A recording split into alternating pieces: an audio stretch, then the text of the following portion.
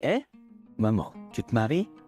J'étais tellement sous le choc d'apprendre au téléphone que ma mère de 53 ans se remariait que j'ai involontairement jeté la bande dessinée que je lisais. Oui, elle a dit, riant timidement. Donc, c'est vrai. Félicitations. Nous n'avons jamais parlé de romance, donc cette nouvelle était plus choquante que de simplement être pris au dépourvu. Ma mère riait comme une jeune fille, disant, devrais-je te parler de lui, mais j'ai rapidement refusé. L'idée d'entendre comment ma mère a rencontré cet homme était trop pour moi. J'ai été indépendant pendant plus de 20 ans, alors je lui ai dit d'aller de l'avant avec sa romance et j'allais raccrocher quand elle a dit « En fait, j'ai décidé de prendre ma retraite quand je me marierai. Il y a un poste vacant, pourquoi ne pas travailler là-bas ?» Elle m'a offert un emploi à l'entreprise de nettoyage qu'elle quittait, sachant que j'étais au chômage. Prendre la relève pour ma mère, ça m'a semblé un peu gênant, mais étant timide et pas très douée pour socialiser, je pensais qu'un emploi de nettoyeur, où je pourrais travailler tranquillement, pourrait me convenir. Eh bien, au moins, j'irai à l'entrevue. Quand j'ai dit ça, ma mère a ri joyeusement au téléphone en disant « D'accord, elle avait l'air si heureuse. » Samuel. Mon père est décédé d'une maladie lorsque j'étais au collège. Étant timide, j'étais souvent victime d'intimidation, mais mon père était toujours là pour me réconforter. Il aimait collectionner des bandes dessinées même si elles étaient toutes vieillottes, mais grâce à lui, je suis devenu un grand fan de bandes dessinées. Ce conseil, si typique d'un fan de bande dessinée, m'a probablement aidé à traverser l'intimidation. Lorsque vous traversez des moments difficiles dans la réalité, échappez au monde des histoires.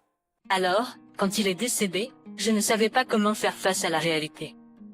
Le chagrin était trop grand, même dans le monde des histoires. Mais ma mère m'a élevé avec bonne humeur et encouragement. Toute saine, c'est ce que je pensais. Peut-être que le nettoyage était le bon travail pour moi. 6 mois dans ce nouveau travail, j'ai reçu un appel de ma mère. Elle a dit, je déteste le dire depuis que c'est moi qui te l'ai recommandé, mais le salaire pour le nettoyage n'est pas génial, et je m'inquiète pour ton avenir. Ma chérie a suggéré, pourquoi ne travaillerais-tu pas chez nous? Qu'en penses-tu? Pas pour me vanter, mais ma chérie est assez riche. Waouh, maman, tu te maries riche, hein? Et qu'est-ce que cette chérie? Ça sonne bizarre. Ma mère a répondu, oh, ce n'est rien, chérie. Dans un ton si amoureux, il m'a semblé qu'il y avait environ 10 cœurs de plus attachés à ces mots. Elle s'était complètement transformée d'une mère en une fille amoureuse. C'est bien qu'elle soit amoureuse, mais garde cette voix câline loin de mes oreilles. J'ai eu l'impression de traverser une deuxième phase de rébellion adolescente. Arrêtez chez nous si vous en avez envie, il veut vous rencontrer. Eh bien, si je le sens. Au final, j'ai refusé l'offre de ma mère, chérie. Ce n'est pas que je n'aime pas ma mère, chérie, ou quoi que ce soit, j'étais juste embarrassée. Il semble comprendre et attendre patiemment que je montre le bout du nez. Donc, mon refus concernait moins le fait de ne pas m'intégrer à une entreprise régulière, et plus le fait de ne pas être sûr d'apprécier le travail de nettoyage que ma mère m'a trouvé. Cependant, Joël le gérant, travaillant dans l'entreprise du bâtiment que je préoccupation. Hey, Samuel, n'ai-je pas dit de terminer le travail d'aujourd'hui à 17h? Désolé, mais c'était plus sale que je ne le pensais. Alors je voulais être minutieux. Tu fais des excuses, hein? Juste pour essayer de gagner des heures supplémentaires, non? Putain, y a trop de gens sournois comme toi ces jours-ci. Non, je voulais juste. Comme je croirais quelqu'un avec ton niveau d'études. Quelle est cette université?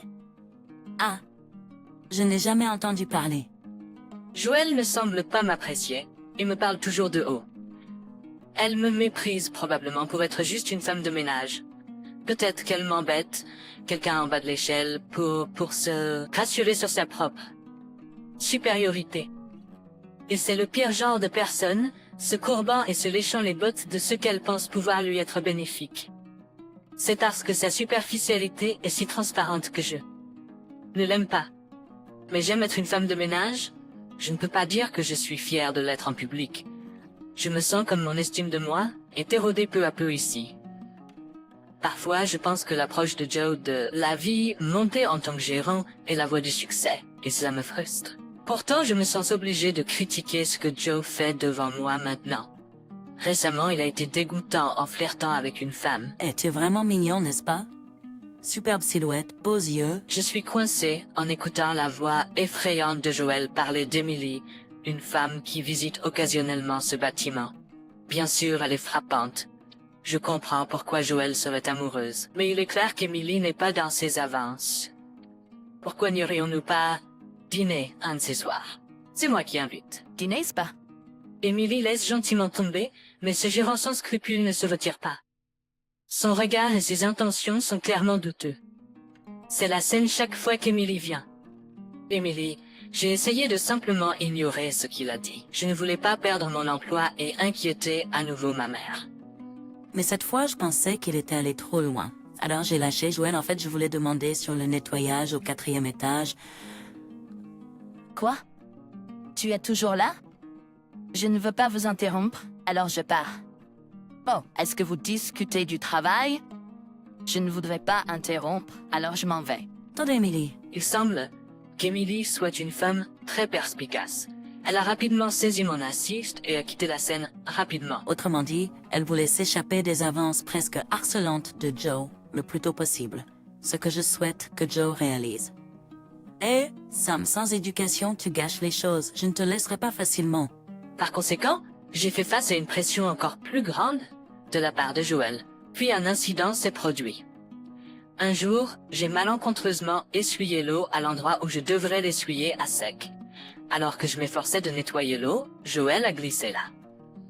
Aïe! Et c'est qui l'idiot incompétent qui a fait ça? Soudainement par le patron, je me suis figé. Toi. C'est du harcèlement. Si tu ne peux pas nettoyer correctement, démissionne. Et a versé un seau d'eau sur moi. Les regards des gens du bâtiment, les cris du patron, l'eau sur mon corps. J'étais proche de paniquer. Juste au moment où je pensais que je pourrais être jetée, une femme en costume est accourue, disant « Qu'est-ce que tu fais à mon frère ?» La femme fixait Joël avec un regard mordant. J'ai été surpris de voir la femme. C'était Emily. Ça? J'ai bredouillé de surprise. Je vais rapporter cela à mon père. Et Sam est le frère d'Emily, et qu'en est-il de ce père? Qu'est-ce qui se passe? Joël semblait bouleversé, peut-être plus par la colère inhabituelle d'Emily que par quoi que ce soit d'autre. Malgré ma présence fréquente, vous étiez pas au courant. Eh bien, c'est qui je suis. Disant cela, elle lui a remis une carte de visite. Il semble que la carte de visite porte le nom d'une grande entreprise cliente qui fait des affaires avec cette entreprise. La société de construction Anderson? La secrétaire du président? Le visage de Joël a pâli alors qu'il réalisait la terrible vérité. Monsieur Anderson, le père d'Emily, est peut-être... Comme vous l'avez deviné, mon père est le président d'Anderson Construction. Il n'a probablement jamais rêvé que la femme qu'il essayait de séduire était la fille d'un client important. Il était dans un autre département et ne connaissait pas son nom. Je sais, vous avez été assez persistant proche. Là, ça, pas de compte. Peut-être que les mots d'Emily ont fait réaliser à Joël le potentiel de perte d'affaires. Ou peut-être que son cerveau était surchargé d'informations. Quoi qu'il en soit, Joël a pris la fuite. Comme un chien errant, sans s'excuser ou expliquer. En tant que quelqu'un qui a toujours eu des problèmes avec Joël, j'ai ressenti un soulagement de la voir s'enfuir avec sa queue entre les jambes, mais je restais perplexe quant à la raison pour laquelle Emily m'avait appelé « frère ». Elle s'est ensuite excusée auprès de moi. Désolée de t'avoir appelé frère de manière inattendue. Non, ça va. Mais, eh bien, peut-être une sœur perdue de vue ou quelque chose comme ça. En fait, je suis la fille du nouveau mari de ta mère. Donc, je suis ta demi-sœur. Eh, donc ma mère a épousé le président d'Anderson Construction. À ma question, ma demi-sœur a hoché la tête avec insistance. Ma mère m'avait parlé de son cher et tendre qui était riche, mais je n'avais aucune idée qu'elle allait épouser quelqu'un d'aussi influ. Je me souviens maintenant, le nouveau nom de ma mère.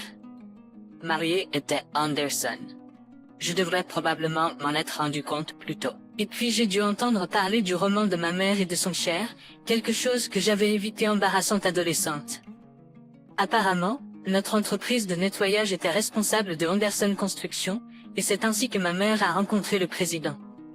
Emily s'entendait bien avec ma mère, sa belle-mère, et elles sont même sortis ensemble pour manger. J'ai vu cette photo, j'ai réalisé que vous étiez la personne qui m'avait aidé ce jour-là. Je voulais vous remercier. Quand nous nous sommes rencontrés aujourd'hui.